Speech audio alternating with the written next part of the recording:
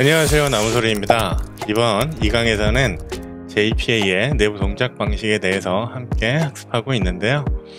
이번 강의에서도 이어서 이 JPA 내부 동작 방식에서 핵심이 되는 영속성 컨텍스트의 그 동작 방식을 좀 더 자세히 설명을 드리고, 이어서 엔티티 매니저가 제공하는 이 플러시 메소드에 대해서도 함께 설명드리려고 합니다.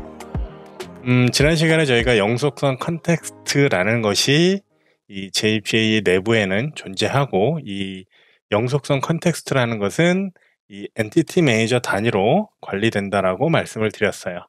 그리고 이 영속성 컨텍스트가 관리하는 것은 영속 객체들이죠. 그래서 우리가 엔티티 매니저의 메소드들을 이용해서 우리가 데이터를 저장하고자 하는 객체를 영속성 컨텍스트에 포함시키고 하는 작업들이 어떻게 이루어지는지를 간단하게 설명을 드렸습니다. 그래서 지난 시간에 제가 엔티티 매니저의 persist 그리고 find 메소드를 통해서 실제 등록이 되고 쿼리가 나가고 하는 부분들을 간단하게 보여드렸었는데, 그 부분을 한 번 더 보면 이 엔티티 매니저가 제공하는 이 persist라는 메소드는 우리가 저장하고자 하는 객체에 대해서 이 영속성 컨텍스트에 등록을 요청하는 메소드라고 할 수 있어요.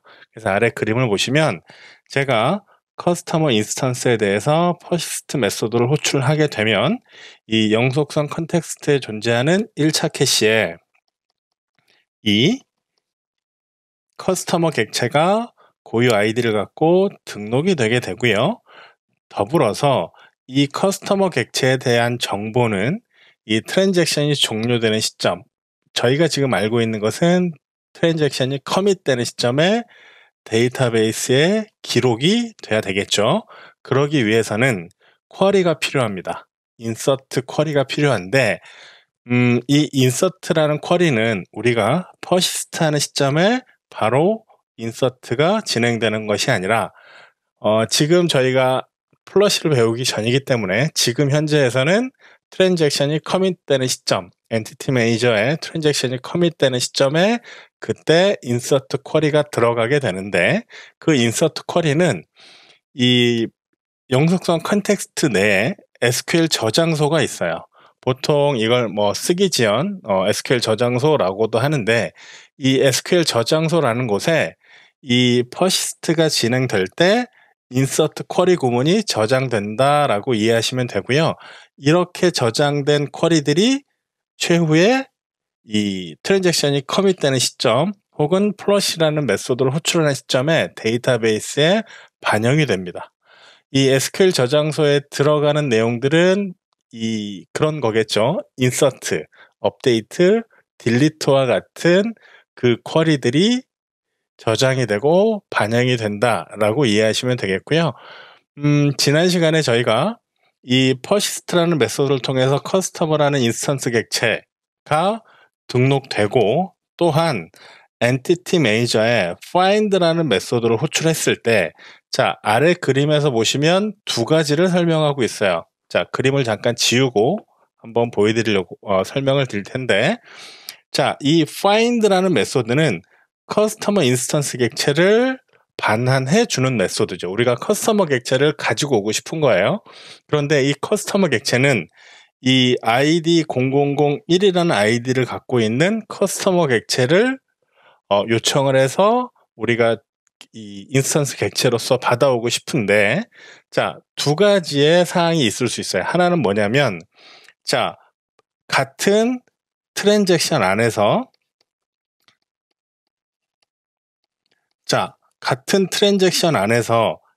트랜잭션이 커밋되기 이전까지 같은 트랜잭션 안에서 persist가 먼저 진행이 됐어요. 그래서 이렇게 1차 캐시에 커스터머 객체가 등록이 되어 있다면, 이 1차 캐시에 등록이 되어 있다면, 그 이후에 이렇게 등록되어 있는 이 영속 객체에 대해서 find를 할 경우에는 굳이 select 쿼리를 날릴 필요가 없겠죠. 왜냐하면 1차 캐시에 해당 객체가 존재하기 때문에 그래요. 그래서 이 객체를 그대로 받아와서 반환해 주는 작업이 진행이 되고요. 자, 오른쪽에 보시는 자, find를 진행을 했는데 이번에는 id 0002를 갖는 객체를 불러오려고 해요.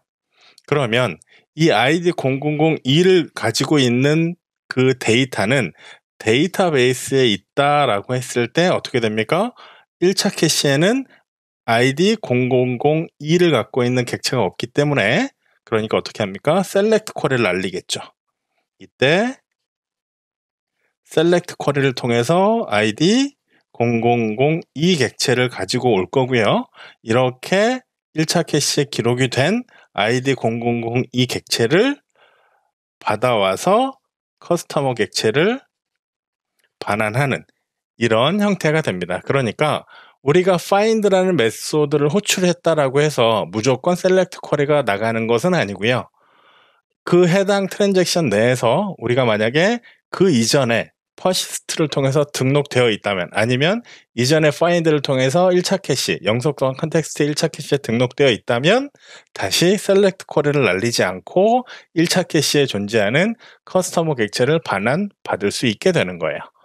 자, 이 부분을 우선 이 엔티티 매니저의 퍼시스트와 find 메소드가 동작하는 방식으로 이해하시면 되겠고요. 자, 다음은 우리가 이 1강에서 실습할 때 다소 신기했던 그 업데이트와 관련된 내용들은 어떤 형태로 진행이 되는 건지, 구현이 이게 내부적으로 실행이 되는 건지 살펴보도록 하겠습니다.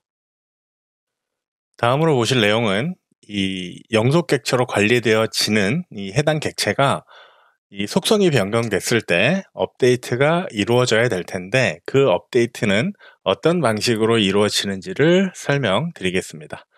이 영속성 컨텍스트를 통해서 관리되는 영속 객체는 객체의 상태 변경에 따라서 업데이트 쿼리가 생성이 되고요.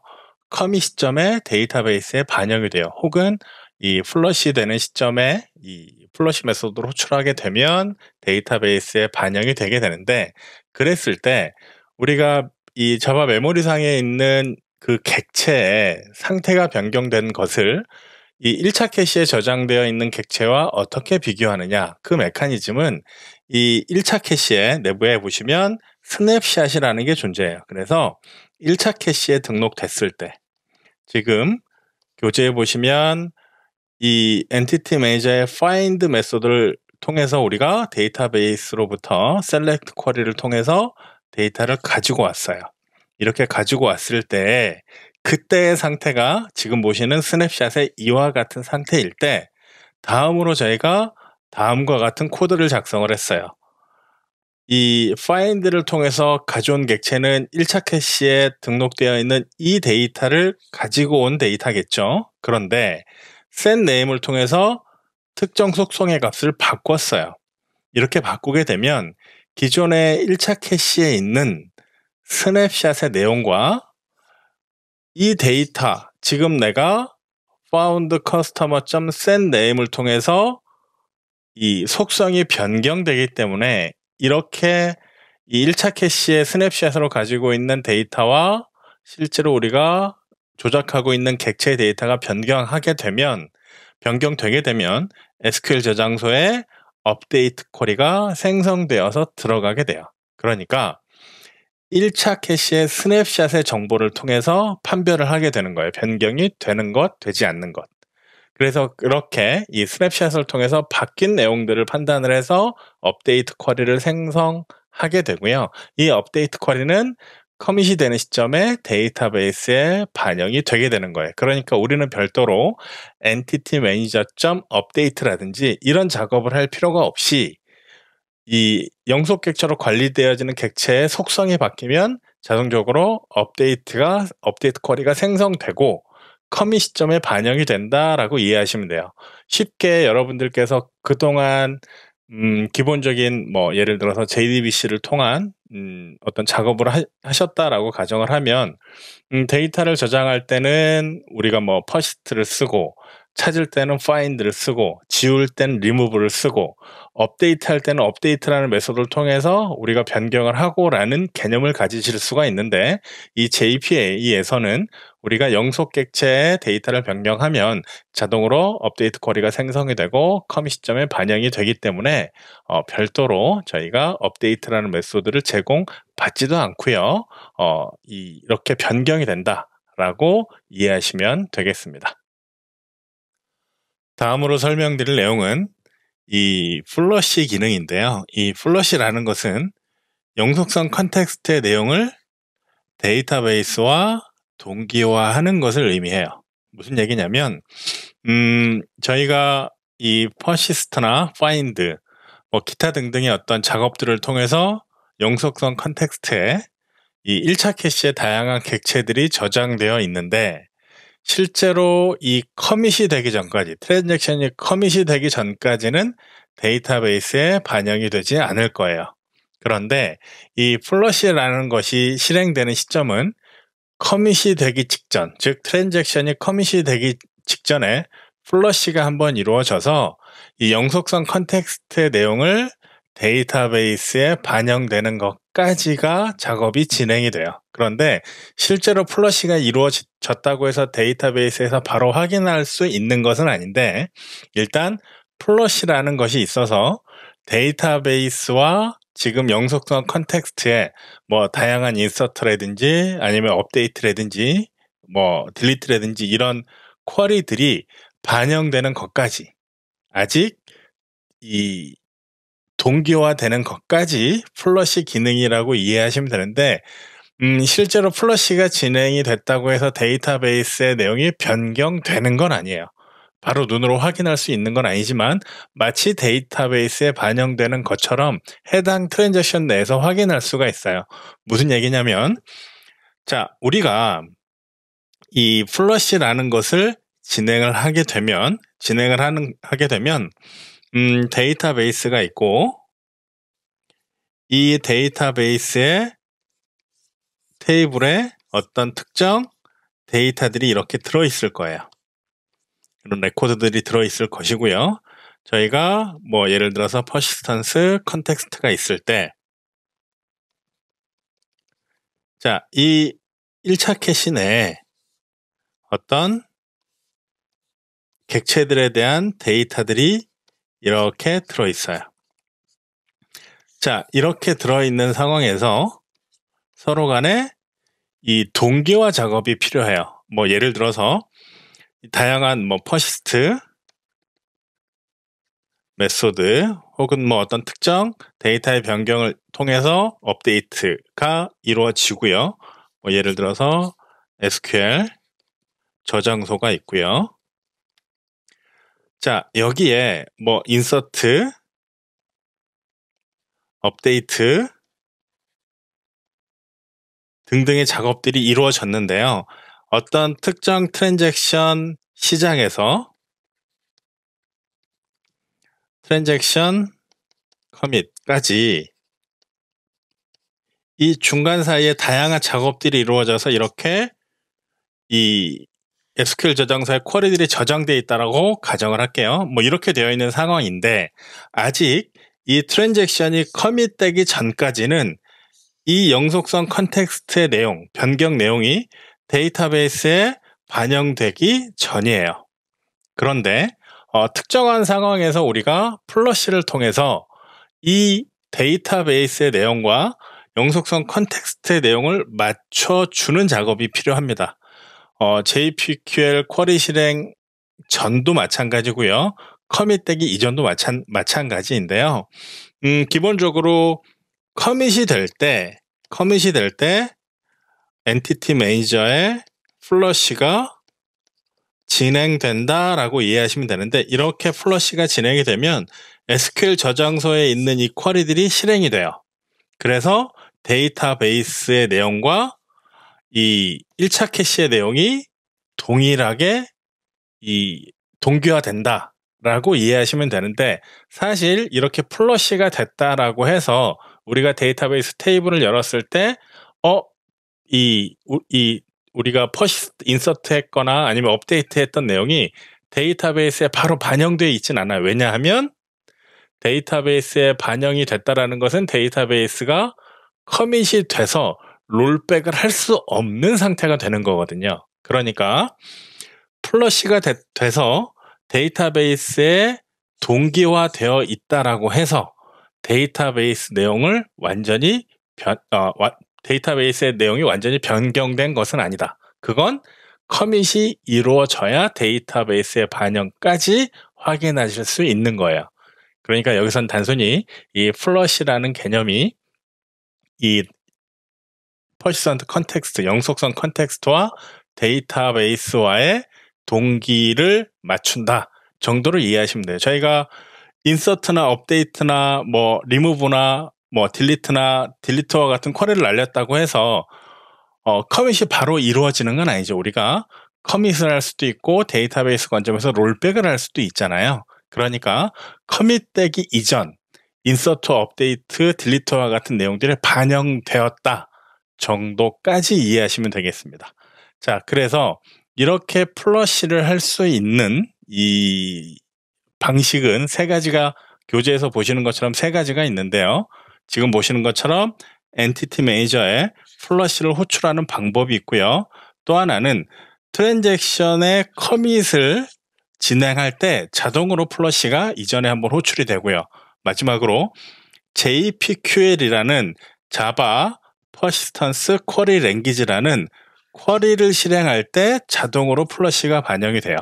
자, 이 부분을 좀 설명을 드리면 이 JPQL이라는 거는 저희가 이후에 이 하나의 챕터로 자세하게 설명을 드릴 건데 간단하게 이 예시로 설명을 드려보면 자, 트랜잭션이 시작이 됐어요. 트랜잭션이 시작이 됐고 자, 트랜잭션 커밋이에요. 자, 트랜잭션 종료까지 이 안에서 저희가 여러 가지 작업을 했다라고 가정을 해볼게요. 뭐 예를 들어서 엔티티 매니저에 자, 퍼시스트 해서 특정 커스터머 객체 뭐 01 객체를 저장을 했고 또 자, 퍼시스트에 커스터머 객체 02번째 객체를 이 인서트하기 위해서 영속성 컨텍스트에 지정을 했어요.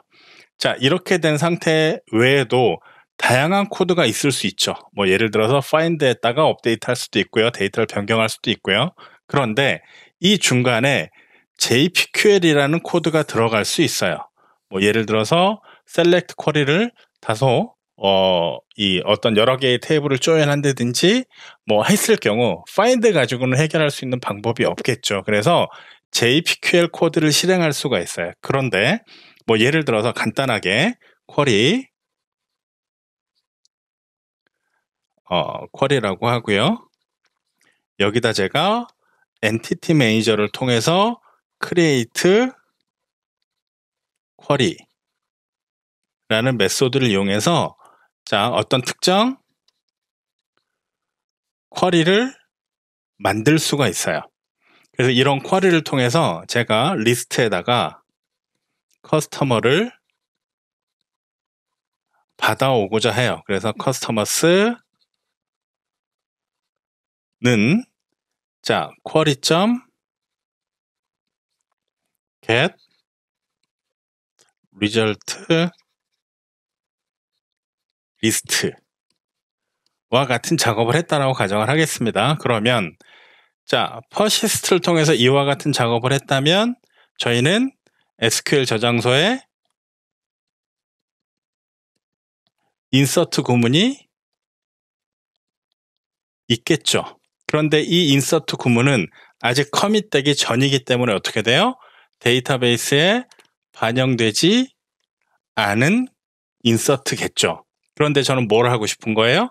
셀렉트를 통해서 전체 커스터머 데이터를 가지고 와서 우리가 커스터머스라는 리스트에 담고 싶은 거예요. 그러면 이렇게 그냥 단순히 만약에 가지고 이게 플러시가 이 데이터베이스와 동기화가 되어 있지 않다면 데이터베이스 테이블에 뭐 예를 들어서 어떤 커스터머 객체 데이터가 3개가 있다면 이 데이터만 가지고 오게 될 거고요. 지금 이미 들어가 있다라고 가정한 이 트랜잭션 내에서의 등록한 이 커스터머 객체들은 없겠죠. 그렇기 때문에 이렇게 JPQL이라는 이 자바 퍼시스턴트 쿼리 랭귀지가 실행되기 전에 이때 플러시가 실행이 돼서 이 플러시를 통해서 이 트랜잭션 내에서 실행된 SQL 저장소에 있는 다양한 SQL들이 반영이 돼서 데이터베이스에 이 실제 반영되는 건 아니지만 동기화가 맞춰진다라고 이해하시면 돼요. 그래서 이렇게 셀렉트 쿼리를 보냈을 때 앞서서 우리가 등록했던 이 데이터들도 마치 데이터베이스에 있는 것처럼 전체 데이터를 리스트로 받아서 처리할 수 있게 되거든요.